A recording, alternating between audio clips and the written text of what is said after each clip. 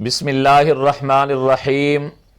اہل سنت والجماعت احناف سے سوال ہوتا ہے کہ آپ نماز جنازہ میں فاتحہ کیوں نہیں پڑھتے؟ تو اس کا مختصر سا جواب یہ ہے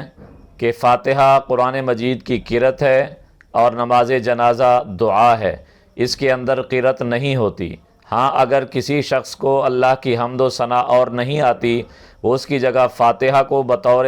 بنیت ثنا اور دعا پڑھ لیتا ہے تو اس کی گنجائش ہے، چونکہ المعجم الکبیر للطبرانی صفحہ نمبر 321 حدیث نمبر 9604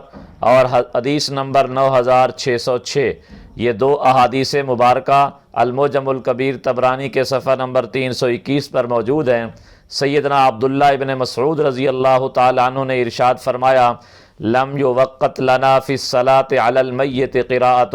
کہ ہمارے لیے ہماری شریعت میں ہمارے لیے کوئی قرأت بھی متعین اور مقرر نہیں کی گئی کہ ہم نماز جنازہ کے اندر فلاں قرأت کریں، کیونکہ نماز جنازہ دعا ہے۔ نبی اکرم صلی اللہ علیہ وآلہ وسلم اس کے اندر دعا فرمایا کرتے تھے، اس لیے ہم اہل سنت والجماعت بھی نماز جنازہ کے اندر قرأت نہیں کرتے، وہ چاہے فاتحہ ہو یا اور صورت ہو، چونکہ عبداللہ بن مسعود فرما رہے ہیں ہمارے لیے اس میں قرأت مقرر ہی نہیں کی گئی، اس لیے ہم احناف پہلی تکبیر کے بعد اللہ کی تعریف، پھر درود شریف، پھر دعا کرتے ہیں، اور دعا ہی ہے نماز جنازہ، اس کے اندر قرأت نہیں ہے۔